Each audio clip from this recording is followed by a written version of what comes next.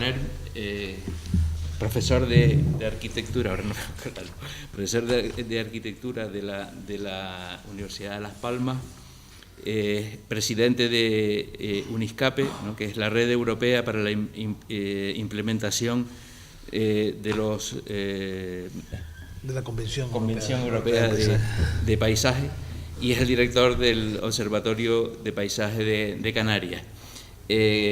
Decir que ha sido una confluencia, bueno, un poco a través de Felipe Monzón, de una oportunidad y un acercamiento desde los que veníamos trabajando, cómo poner en marcha un camino histórico y cómo de alguna forma darle valor y relieve a los caminos históricos en Tenerife, y creo que ya solo esta mañana pues que el acogimiento de la concejala de Cultura del Ayuntamiento me parece que es un paso adelante en una línea que también están viendo las instituciones como necesaria. El que podamos encontrarnos con un nivel de investigación, de proyección, de reflexión sobre el paisaje como el que viene desarrollando Juanma, y la cantidad además de trabajos y de referencias y de colaboraciones que tiene en distintos ámbitos, ¿no? Entonces creo que se abre aquí como una puerta a proyectos futuros interesantes. Dejamos media hora para la intervención y después pasamos. Gracias. Bueno, muchas gracias, Alberto, y a todos los organizadores. Bueno, hace un cierto tiempo pues nos sentamos y vimos un poco el interés que una labor extraordinaria se estaba llevando con respecto al Camino de Candelaria, con respecto a los ciudadanos, las personas, los caminantes, los de montaña, los ciudadanos que habitan vecinos o en la cercanía del Camino de Candelaria, y en esa conversación que tuvimos muy distendida entre Alberto, Felipe y el presente, pues yo les mencionaba que creía que era fundamental entender la ruta, el camino. Yo incluso titulé esta conferencia como Rutas, Itinerarios, Desvíos, ¿no? Y entenderlo como una nueva dimensión de lo que puede ser un trabajo sobre el paisaje contemporáneo. Por tanto, yo me voy a referir no tanto al intento de descubrir lo que ustedes seguramente saben mucho mejor que yo, que es el Camino de Candelaria, sino intentar plasmar algunas reflexiones sobre la importancia que hoy día se le da al itinerario, el camino, la ruta, el desvío, como elementos fundamentales para interpretar no solamente el territorio, sino darle cualidad paisajística.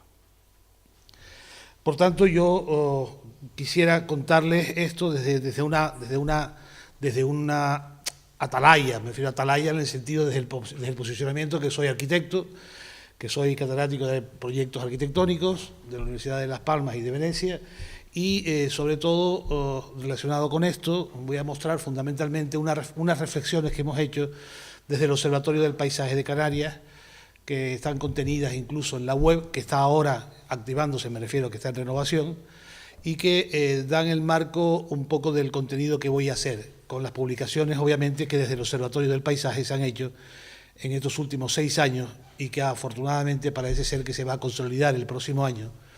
El Observatorio del Paisaje, el Observatorio Canario de Paisaje, se va a establecer de una forma mucho más orgánica y potente, completamente transversal a cualquier departamento político de gobierno, y con una agenda también transversal con respecto a los diferentes departamentos. Posiblemente uno de los peores problemas que tenemos cuando hablamos de paisaje, ¿no?, que no sabemos a qué departamento estamos hablando, ¿no? Es decir, que hay desde agricultura hasta infraestructura, hasta ambiente, hasta cultura, y cada uno de los departamentos evidentemente ocasiona muchos problemas de entendimiento y de colaboración. Y yo creo que ya es momento de establecer que es necesario esa activación transversal cuando mencionamos el término paisaje o cuando nos queremos referir al término paisaje. Bien, por tanto, cuando hablo de paisaje no hablo exclusivamente de flores y de plantas, ni de huertos, ni de agricultura, ni de árboles, o ni de campaña, o ni de infraestructura, o de casa. Hablo de intentar buscar un sistema de relaciones entre todos ellos. Aquí un trabajo que se hizo en un momento determinado sobre toda la Macaronesia, donde están todas las islas de la Macaronesia, y una serie de conceptos donde se especificaban con fotos específicas pues aquellas determinaciones y diferencias que se hacían en cada isla con respecto a algunos conceptos importantes. Bueno, fue un trabajo que todavía se sigue trabajando a través de varios proyectos europeos de colaboración con la Macaronesia, o sea, con Madeira, Azores, y con otros proyectos europeos vinculados al H2020, como Livingstone, Bancales, etcétera, etcétera, que se está trabajando puntualmente. Bien, ese marco, ese escenario, esa plataforma del observatorio, obviamente, ya tiene una cierta experiencia desde el punto de vista de indagar sobre las cuestiones territoriales, es decir, planes de actuación, planes generales, planes insulares, vinculaciones con respecto a lo que es el territorio y su consideración desde el punto de vista de paisaje. Hay un plan territorial del paisaje solamente de 2 islas, en archipiélago, las otras no se han podido hacer. Esos planes de paisaje son bastante difíciles de aceptar desde el punto de vista del contenido que tienen en cuanto a normativa. Tiene problemas en cuanto a su aplicación tremendas. Yo soy partidario de no hacerlos, porque el paisaje no solamente es un aparato territorial de documentos, sino es una cosa muchísimo más compleja y muchísimo más imbricada en los diferentes departamentos. Pero vamos, dentro de ese observatorio determinado del paisaje, creo que se está dando un poco cobertura al problema que desde Europa, a través de la Convención Europea del Paisaje, puso sobre la papeleta en el año 2000 y que venía a recoger las experiencias de los años 80 y 90, como la Conferencia de Río, etcétera, etcétera, que a través de la incorporación del ambiente, la incorporación de todas las medidas ambientales o de la incorporación de los elementos naturales y patrimoniales y culturales, daban rienda suelta a cada uno de los departamentos, incluso la UNESCO, ICOMO, etcétera, etcétera, como bien se ha explicado por mi antecesora en este micrófono. Yo me quedo exclusivamente, para no entrar, digamos, en este debate que es apasionante y es muy difícil porque estamos mezclando con el tema del Consejo de Europa, con la Comunidad Europea, con los diferentes países, legislaciones de los diferentes países con respecto a los diferentes departamentos, tanto de política territorial, cultural, ambiental, etcétera. Muchas contradicciones entre ellos y muchas contradicciones con respecto a la ley original venida de Europa, incluso de la Convención Europea del Paisaje. Pero yo me quedaría exclusivamente con esta frase, que me parece bastante definidora como objetivo, ¿verdad? Como objetivo marco, que evidentemente habrá que aspirar a llegar un poco, ¿no? Que es el que dice respecto a estos convenios anteriores, a otros convenios anteriores centrados exclusivamente en la protección del patrimonio cultural material o en la conservación de la naturaleza, este presenta algunas novedades relevantes. Los conceptos de patrimonio cultural y natural por primera vez se fusionan en una visión integral del paisaje, que contempla tanto los aspectos naturales como los culturales. Además, introduce la dimensión social del paisaje y le otorga la consideración de elemento de bienestar, dando especial cobertura a la relación que se establece entre el ser humano y el medio que lo habita. Claro, es muy bonito. Muy bonito e interesantísimo, que está en el texto aprobado en este momento por todos los miembros del Consejo de Europa, salvo Alemania y Austria, ¿no? Todos los demás han firmado. El hecho de que no esté Alemania y Austria es una consideración bastante particular sobre un problema de enseñanza y un problema de competencias profesionales. Pero bueno, eso es otro apartado. Pero todos los demás países lo han firmado como protocolo de la propia Convenio Europeo del Paisaje. ¿Qué viene a decir eso? Que ya no podemos llamar patrimonio cultural, que ya no podemos llamar solo patrimonio natural, que estamos intentando fusionar todos aquellos aspectos que establecen los dictámenes de entender lo que estamos denominando como paisaje. Y por tanto el paisaje tampoco se puede adjetivar tan simplemente, sino que es un cúmulo de experiencias y de relaciones que tenemos que establecer qué tipo de relaciones tenemos que instaurar en cada caso específico. Claro, eso nos lleva a problemas de confrontación, por ejemplo, con ICOMOS o con UNESCO. Ya ICOMOS y UNESCO ya lo cambió. Ya, por ejemplo, Rutas Culturales, Patrimonio, que está en la sede en Luxemburgo, ya ha introducido el término proyecto, como bien mostró también Chiara, y modifica completamente todos los aspectos anteriores. Y eso está vivo. Está claro que esto está vivo, esto está efervescente y cada vez más la potenciación del paisaje en estos adquiere un nuevo valor. Por tanto, a los que pretendan creer que el paisaje simplemente es una visión exclusivamente bonita del paisaje, permítame decirles que los textos que están ratificados por los gobiernos no dicen eso. hasta el más horrible y tremendo de los territorios o de los paisajes asociados al territorio son dignos de llamarse paisajes. Lo que pasa es que están mal y habrá que resolverlo. Por tanto, aquí entramos en una cualificación estética y ética. Estamos, por tanto, en una cualificación donde el componente ético y estético necesita una vinculación directa a los procesos por los cuales procedemos a realizar cosas, cuando estamos hablando, en este caso, de paisaje. Bien, en este marco yo me he atrevido a poner, no tan posiblemente todos, pero me he atrevido a poner todos los caminos de peregrinación que existen en Canarias, por islas. Hay algunos que faltan o puntuales, ¿no? Hay muchos. Pero sí me gustaría decir que un camino de peregrinación no es un sendero. Y un camino no es igual que un sendero. Y un sendero natural no tiene nada que ver con los elementos culturales de caminos determinados. Son componentes completamente diferentes que no se pueden homogenizar. Yo comprendo que la legislación actual intenta homogenizarlos con respecto a financiaciones, proyectos, etcétera, fundamentalmente de carácter presupuestario, pero desde el punto de vista cultural y desde el punto de vista ético, como estaba mencionando antes, y estético, no tiene nada que ver. Y creo que eso es una precisión importantísima que hacer. Y creo también que Chiara Serenelli lo mencionaba perfectamente en esa palabra que decía solia, que yo la traducción mejor que encuentro es umbral. O sea, el umbral de un camino de peregrinación no es solo el camino para ver a la Virgen Morenita, igual que la Candelaria, la de Loreto, sino que compone una serie de requisitos y sistemas de relación mucho más complejos que incluso que el propio documento físico del camino. Ahora bien, es al mismo tiempo una condición indispensable que sepamos reconocer en el camino toda la capacidad para entender ese mensaje, porque si no existen esos elementos físicos, evidentemente nos perdemos en pajaritos preñados, y lo que digo pajaritos preñados entre comillas, y por tanto necesitamos nuevas incorporaciones para poder establecer mejor las dimensiones que nos otorga esa capacidad de hablar de paisaje. Por ejemplo, en Tenerife estos son los caminos de peregrinación, aproximadamente. Está pues la Candelaria, está el de Hermano Pedro, está la Virgen del Socorro o la Romería, está, bueno, una serie de ellos. Hay unos cuantos más, ¿eh?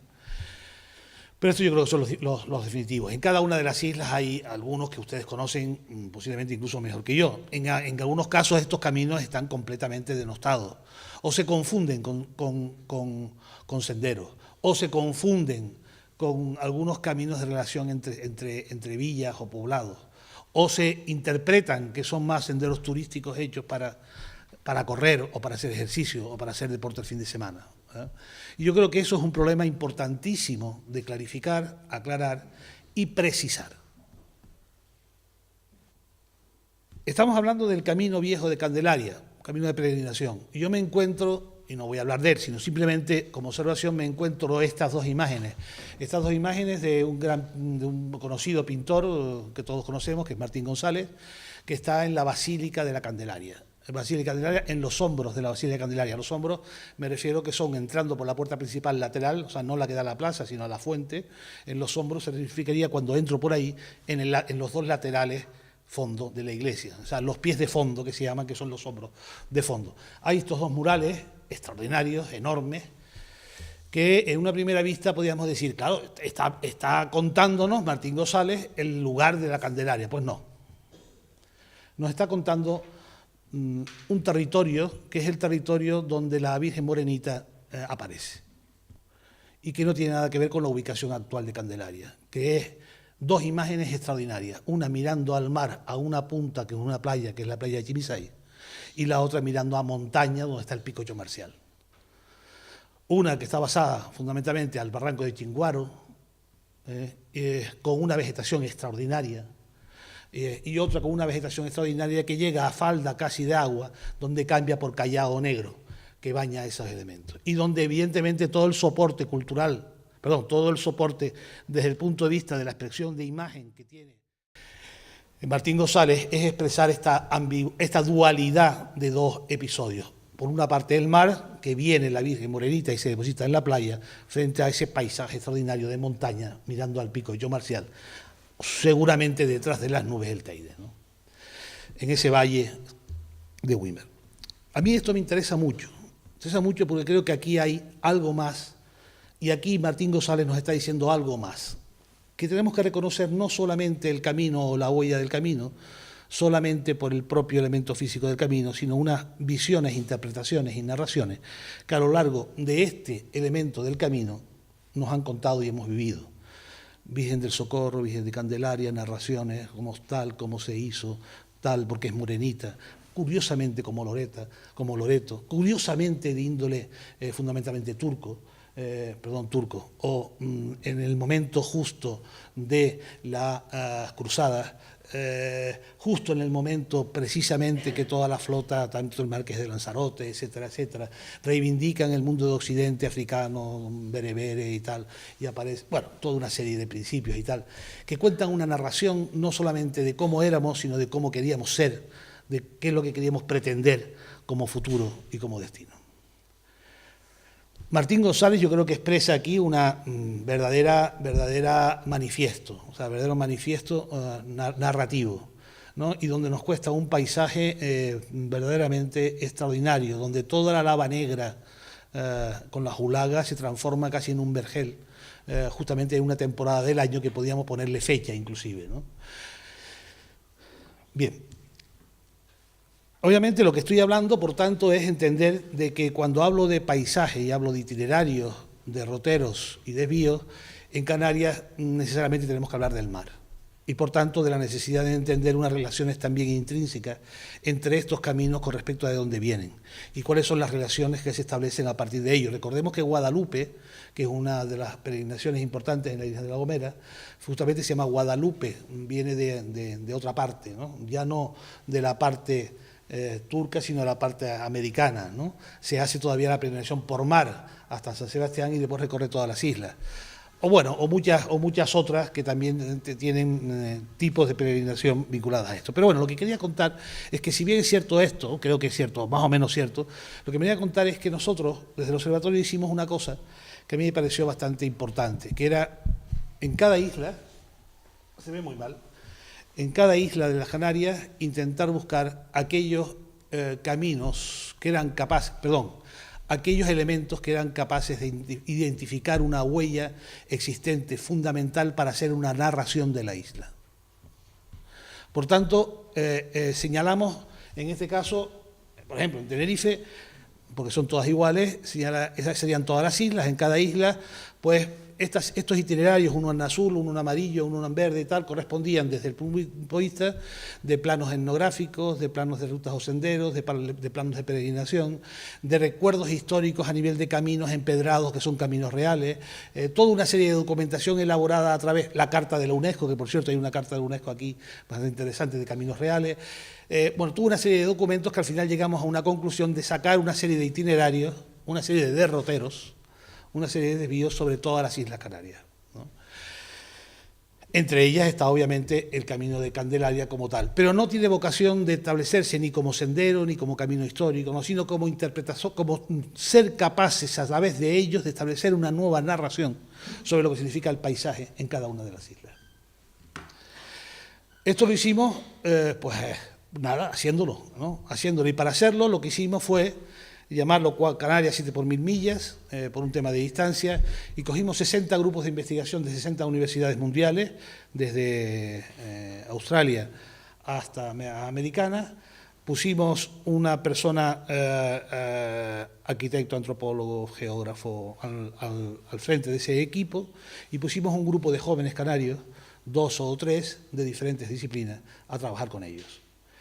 Uno por itinerario. Por tanto, construimos 60 itinerarios dividido por cada una de las islas, y estos grupos de trabajo lo que nos presentaron fue una nueva forma de narrar cada una de las islas a partir del reconocimiento que tenían de ese itinerario. Algunos decían que había que romper cosas, otros decían que había que hacer algo, otros decían que no había que hacer nada, otros decían que había que quitar el camino. Otros manifestaban una vocación de poner algo nuevo, otros que construir un elemento. Porque tiene que ser así. Porque en una narración como la de Martín González, necesariamente tiene que haber una interpretación cuando estamos hablando del paisaje.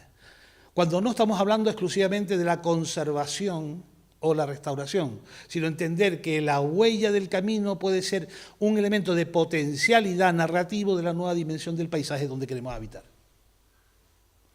Algunos querían plantar de nuevo, algunos querían plantar o restaurar bancales para plantar vides o viñedos o frutales.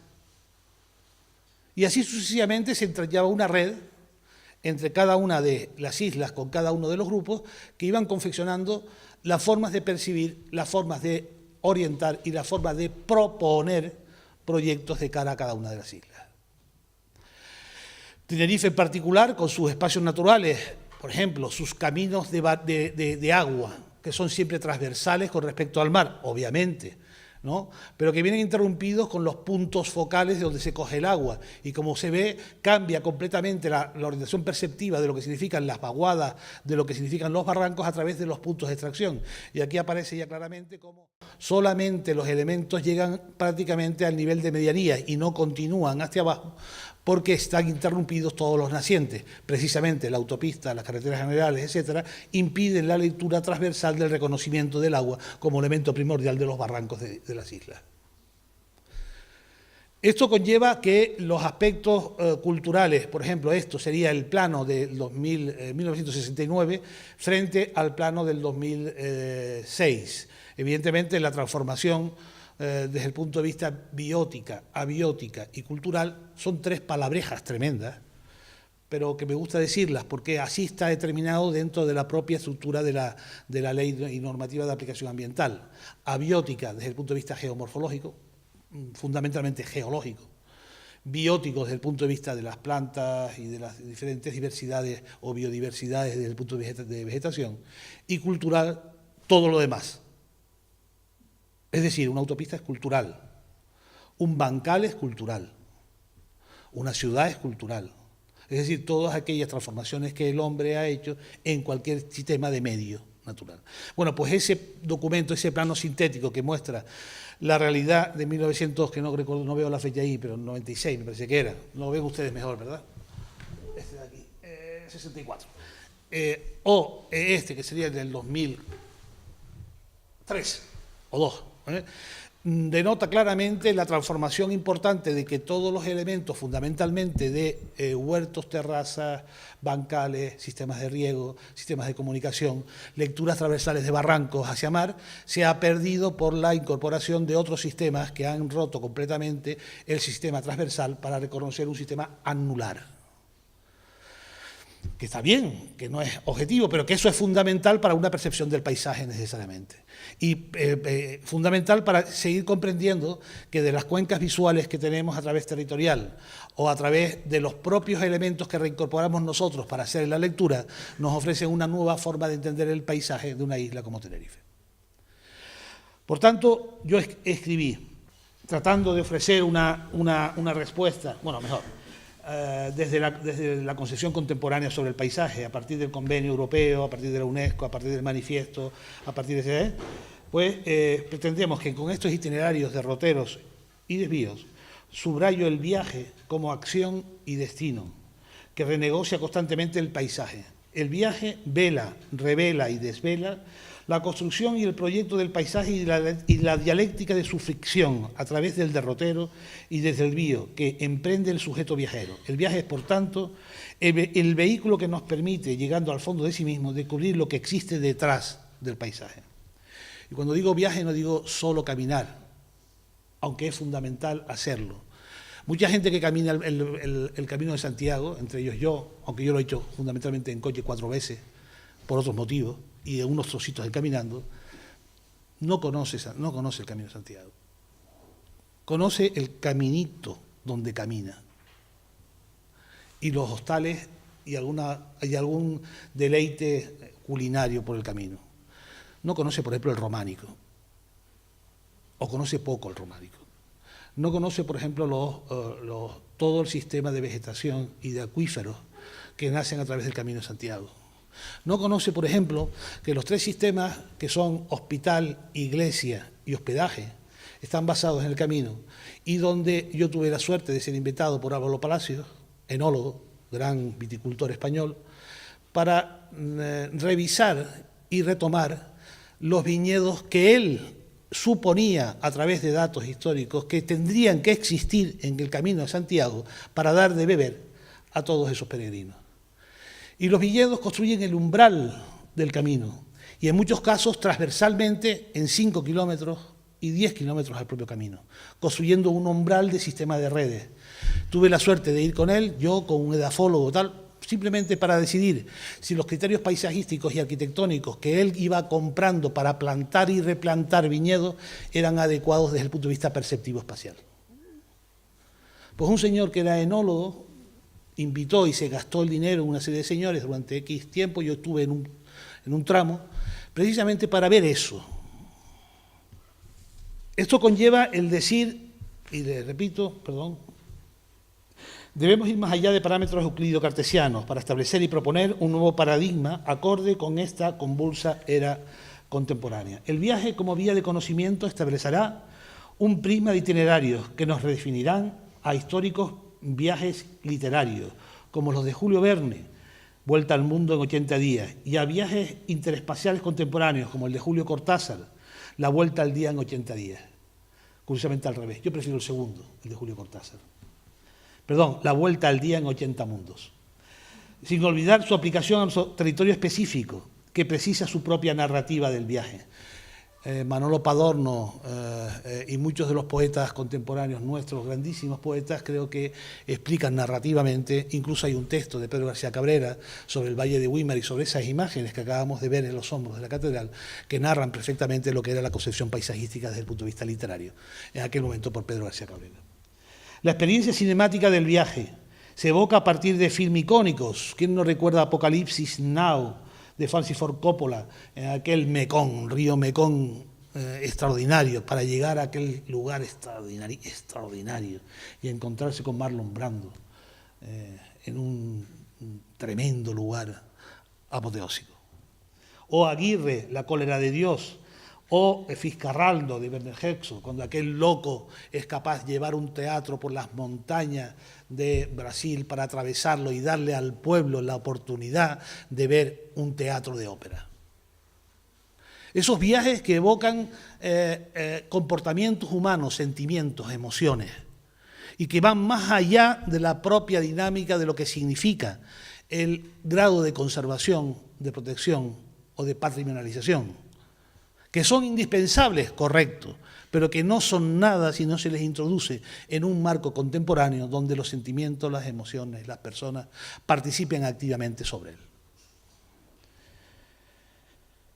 Manteniendo cambios constantes de ritmo que propone la alucinación y la narración de un itinerario. Los ríos, ruta como de los viajes inscritos en estos iconos ya clásicos de la cultura visual, como nuestros barrancos, permiten una visión, otra visión, que no se tiene cuando el viaje se realiza por otra parte. Este cambio reenfoca el viaje y conduce a una visión radicalmente distinta del paisaje. Yo he hecho varias veces el Camino de Santiago y lo he hecho pocas veces por el camino, me he perdido, o sea, me he desviado. Me he desviado para comer o me he desviado para pernoctar. Como pasa en un barco, el barco, si tú quieres ir de aquí a América, no pongas el rumbo recto, porque no vas a llegar nunca. Nunca. Eso se llama derrotero. Y la derrota es aquel esfuerzo que todos tenemos que hacer para que cuando hay un impulso, en este caso del mar, no nos fastidie dónde queremos llegar. Está claro el objetivo de llegar, en este caso, a ver a la Virgen Morenita. Pero no se trata solo de ver a la Virgen Morenita, se trata de introducir los derroteros necesarios para comprender culturalmente el episodio de este camino. De este y de todos. Y de todos en la medida de que son estos, a mi juicio, los verdaderos baluartes para entender una nueva dimensión del paisaje, no solamente en Tenerife, sino en Canarias. Afortunadamente en Canarias tenemos yo creo que observatorio de experimental que ahora estamos en el Consejo de Europa, que está con muchas dificultades. Somos los dos únicos observatorios españoles, el de Cataluña y el de Canarias, que se están reivindicando a nivel de Europa y tenemos una posición más o menos en el Consejo de Europa.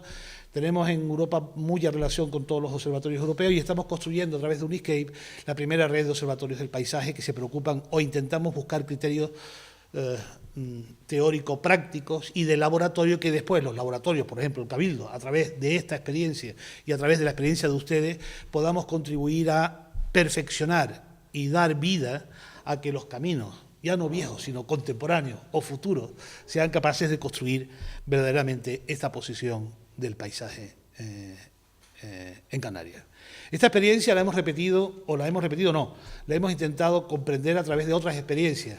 Por ejemplo, en la participación del Big Transect en Australia, donde se trataba de un problema gordo, cómo ir de tierra interior hacia la bahía, donde estaba acumulado la gran población que quería huir del desierto y del interior de Australia para llegar al litoral.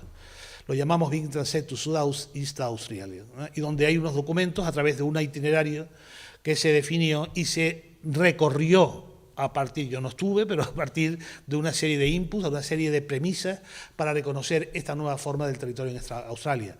O aquí, en el caso de Holanda, ¿no? Una Holanda que teóricamente es plana y llena de agüita y tal, cómo se construye también un itinerario y tenemos que recordar, por ejemplo, el viaje a Flandes, ¿no? De aquellos militares en tiempos de las cruzadas, extraordinario itinerario, en este caso de índole cultural militar, ¿no? Fundamental para el destino de lo que fue Europa. O el extraordinario mundo que sucede en los países nórdicos entre Noruega, Suecia y Dinamarca, ¿sí? Donde establece un sistema de relaciones a través de puentes de dos países, que los puertos de un país están en el otro. Construyendo, es decir, no se repite ni es incompetencia entre los puertos y no le importa nada a los daneses darle el puerto a los suizos, a los suecos, y a los noruegos no les importa nada darle el ministerio de la Marina, dárselo a los daneses, y establece un transect continuo de relaciones que establece una nueva forma de entender ese componente paisajístico, ¿no? Un componente paisajístico que va en clave formal, como decía antes, ético y estético, y que es imprescindible, a mi juicio, reconocerlo desde esa vertiente. Textos importantísimos últimamente, por ejemplo Distance Engagement, aquel que dice walking, thinking, and, caminando, pensando y haciendo paisaje, ¿no? O sea, ¿por qué el hecho de caminar, al mismo tiempo de caminar, estamos haciendo paisaje? No es caminar para adelgazar o para ir a comer fruta, estoy construyendo paisaje o destrozando paisaje. A nada, con perdón del consejero, es un desastre. Un desastre. Con perdón. Porque el caminante tiene que construir paisajes. Y si es construir paisajes, construyamos de verdad paisajes. Y construyamos no solamente para pasear y decir que he caminado una hora, entrar en tiempo récord en una montaña con un desnivel determinado para irme después a un bar a tomar vino y no sé cuánto sé, que me parece muy bien. Pero creo que hay necesaria una nueva dimensión de este sentido del paisaje para poder construir estos elementos. O Insula Insight, otro de los grandes textos contemporáneos, donde a través del mundo del Japón establece una serie de medidas nuevas donde el mundo del Finisterre no existe. O sea, ¿por qué existe Finisterre? Porque un señor llegó allí y dijo, este es el fin del mundo. Esto pasa de nuevo aquí con Santiago. Hay una peregrinación que se llama la Enramado, que va desde Anaga hasta Playa Santiago, y se llama la peregrinación de Enramado, históricamente definida, y se llama Santiago. ¿Por qué? Porque en Santiago estaba Finisterre, justamente debajo de Teno, y se creía que no se veía nada a nivel de semejanza por el mismo título, ¿no? Esto yo creo que no se puede perder, pero no se puede perder no solamente por un tema de reordenar, rehacer, reconstruir, replantear, patrimonializar los caminos o los elementos de huella, sino porque tiene que haber un elemento cultural detrás que sea capaz de comprender de que el paisaje es un transect y que los caminos, como el camino de Candelaria, es fundamental para renegociar de nuevo un territorio más amable y más vecino a la comprensión del paisaje. Gracias.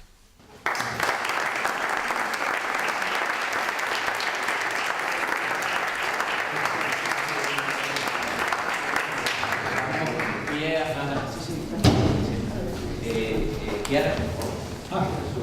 subir a la mesa y tener un pequeño espacio de coloquio de 10-15 minutos máximo, porque si no se nos va a las personas asistentes, preguntas, comentarios, intenten ser concisos. Buenos días. Pues yo te quería preguntar por qué la ANAGA es un desastre. Es decir, ¿cuáles son los motivos? No, me parece una cosa muy sugerente, ¿no? Porque una visión externa, quizás los que estamos allí vemos que tenemos una visión interna y una visión menos objetiva, puede ser. Pero ¿por qué? Sí, perfecto. No, yo no he dicho que ANAGA, al contrario, yo estuve hace una semana en Vejías, en la fiesta que todos los vecinos ofrecieron con sus productos, la puesta en funcionamiento del nuevo horno, el orgullo de esa población mostrando sus productos, sus caminos. Tuvimos que bajar hasta el fondo del río y les digo que es así y no había ningún camino, sino que íbamos con un señor que nos llevaba para ver las plantaciones de café en el riachuelo. Hermosísimo, con una riqueza extraordinaria paisajística, estoy hablando, donde está metido la calabaza, la papa, el tabaco, el café, como un elemento de integración completo de agricultor, constructor, ¿cómo se llama? Panadero, taxista, del bar, que eso me parece tan extraordinario que pasa en ANAGA y que pasa en muchos sitios en Canarias, que lo que no entiendo es por qué hace falta hacer un camino para que un turista baje corriendo, sin entender nada, desde un sitio a otro. No lo entiendo. Por tanto, ANAGA un 10 en algunos sitios, pero lo que estamos produciendo desde el punto de vista de senderismo en ANAGA está destruyendo uno de los espacios más extraordinarios, naturales y paisajísticos que existen en Tenerife. Si un señor quiere ir a ANAGA, que se vaya a Vejías, que se vaya a... Esa es mi interpretación. Que se vaya a... ¿Cómo se llama esto? Al lado de Vejías, al Batán, a los Batanes. Que se vaya a los Batanes, que esté con los ciudadanos, que vaya a coger el pan, que baje un camino de pie, que yo llegué sudando como una bestia, porque soy una bestia, prefiero por el volumen, o sea, se comprende, ¿no? Y que vaya y que viva la emoción, la gana, la riqueza, todo. Yo prefiero eso. Yo creo que eso sí es paisaje. Yo no creo el paisaje dirigido. Yo no creo en el paisaje pueda decir solamente caminos como si fueran los burros, ¿no? Que se ponían los caminos así para no ver el camino y que no se pararan, ¿no? Yo creo que no puede ser. No puede ser asfaltar más. No puede ser poner más piedras. A lo mejor, en algunos casos, hay que poner muchas piedras.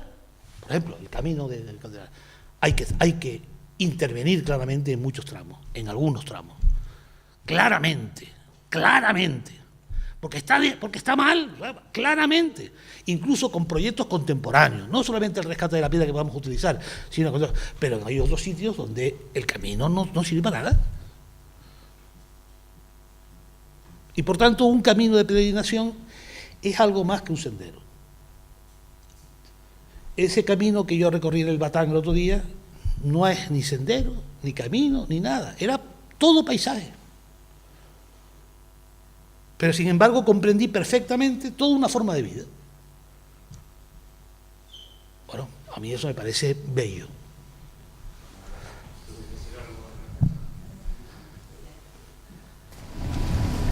A mí me llama la atención, bueno, primero que nada, buenos días, mi compañera José. Muy interesante lo que has puesto. A mí me llamó la atención una de las reflexiones que usted ha hecho a lo largo de su exposición.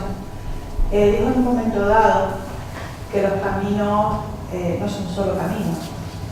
Usted hizo una reflexión contemporánea sobre los caminos, de un arquitecto contemporáneo.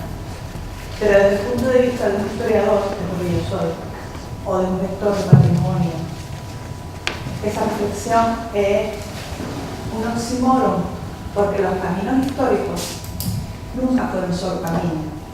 Tuvieron un origen asociado a elementos de carácter religioso, influyeron en el desarrollo histórico-artístico de los espacios, generaron actividad socioeconómica e incluso cambiaron las poblaciones y además funcionaron durante siglos, cambiando continuamente el entorno de manera dinámica. Es hoy en día cuando han dejado de ser dinámicos y se han convertido en elementos turísticos, ¿de acuerdo?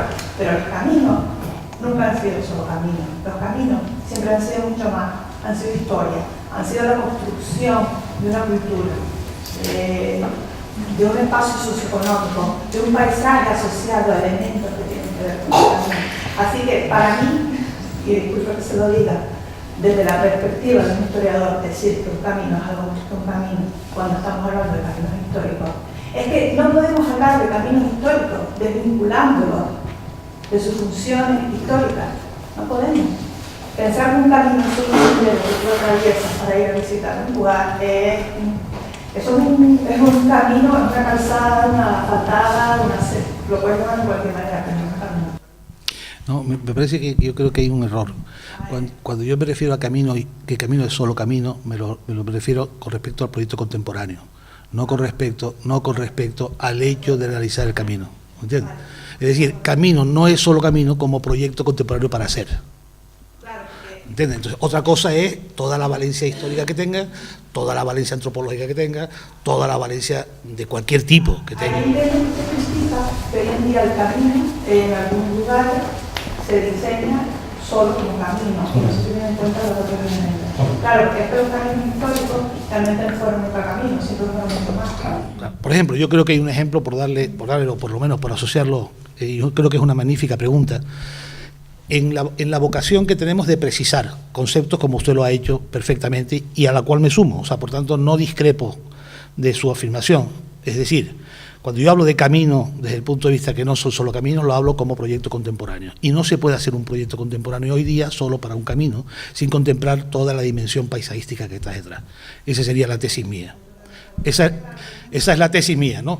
Pero, por ejemplo, y ya concretamente, para no meternos en el tema del camino de Candelaria, que podemos entrar en disquisiciones desde el punto de vista de por qué tal, pero en la exposición, para tener el contexto claro, que nos hace la profesora Chiara Serenelli, está claro cuál es el valor del proyecto ahí. Está perfectamente claro.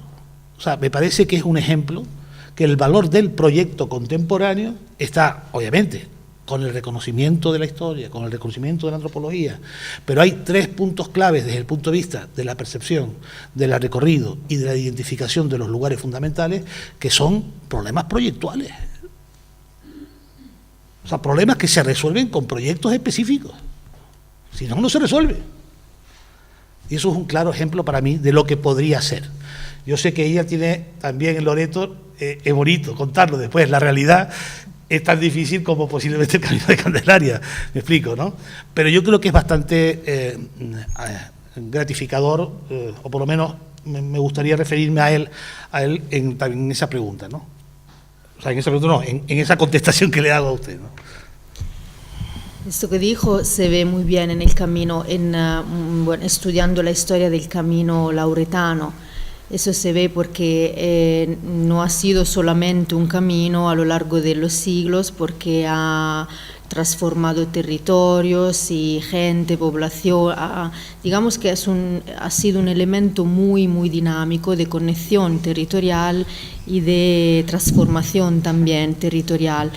Y hoy en día, pero, ha dejado las funciones que tuvo en la historia, digamos, el camino lauretano, el camino, el itinerario, y ese problema se pone porque la recuperación actual del camino lauretano no debe ser solamente una recuperación de recorrido.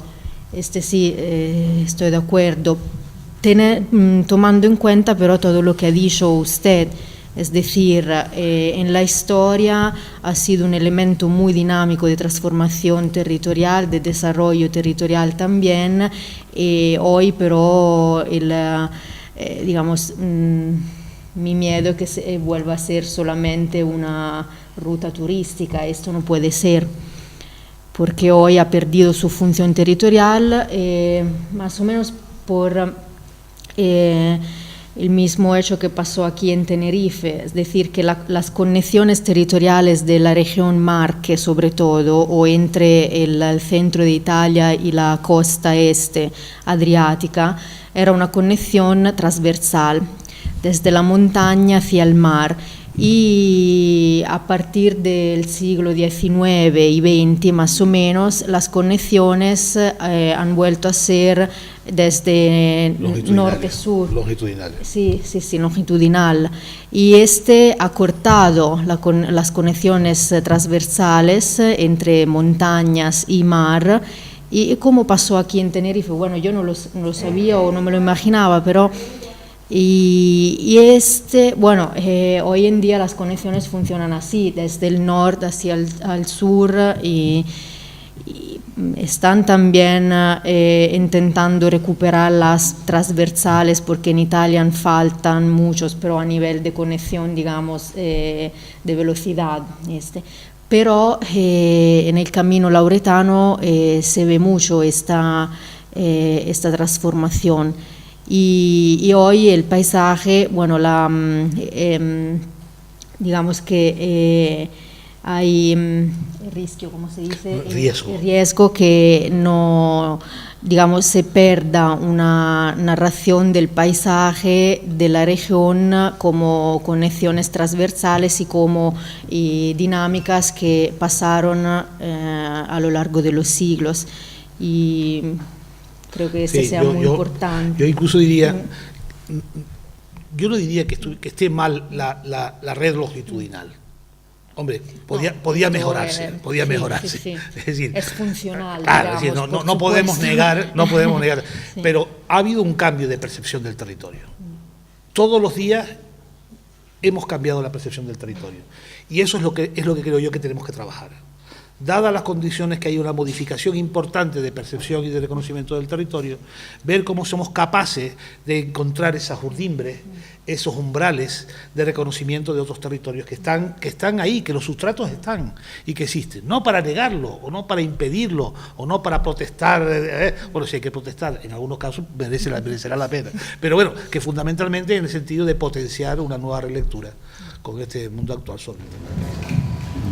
Bueno, vamos a pasar a una última pregunta. Me preguntaría que era, cuando hablaste del camino de Loredana, a la altura de Siena, hablabas de que había partes que se habían asfaltado, aquí en Tenerife, en Canarias, las antiguas vías se han asfaltado muchas, y buscaste alternativas basándote, creo que dijiste, en la percepción paisajística y histórica o cultural. Entonces, estas últimas variables, ¿cómo las trabajar?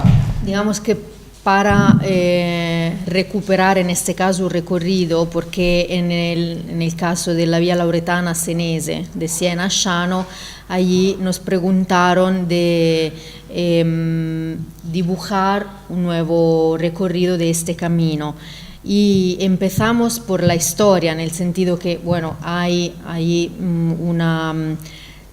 un itinerario histórico que describe la vía lauretana desde Siena a Sciano, pero el elemento histórico no era suficiente, digamos, para recuperar ese tipo de camino. Entonces utilizamos también este nivel paisajístico o, bueno, intentamos juntar elementos históricos con elementos contemporáneos de lectura del paisaje, descubriendo y proponiendo también al ayuntamiento un camino diferente del antiguo, es decir, que como no en este género de trabajo, cuando hay que recuperar, cuando alguien pide recuperar un camino porque sea un itinerario turístico, un itinerario de experiencia del territorio y demás, pide que sea algo histórico, porque digamos que hay una importancia histórica bastante, digamos, hay mucha importancia histórica de este género de caminos, pero que sea también una experiencia de paisaje, de territorio. Por ejemplo, en el caso de la vía Lauretana Senese, no se podía recuperar el recorrido histórico verdadero, porque se ha transformado, ya no es lo que era antes, se ha vuelto a ser una carretera de tráfico cotidiano, normal, así que hay necesidad de cambiar también. En este sentido yo creo que el camino sea algo dinámico, que no puede ser siempre lo mismo a lo largo de los siglos. En este sentido juntamos material histórico, donde se puede, por supuesto, la gente quiere también marcar huellas antiguas, ¿no? de caminos antiguos, pero donde no se puede, el criterio principal ha sido la experiencia de paisaje, y entonces eso puede también cambiar un recorrido porque se haga experiencia de algo que a lo largo de una carretera de coches, por ejemplo, hoy en día no se puede hacer o se hace de manera diferente. No sé si me he explicado. Sí, agradecemos. En este momento ya tenemos que parar porque estamos acumulando retrasos. Podemos seguir a lo largo de este tiempo de descanso y después, a lo largo del día, conversando con ponentes.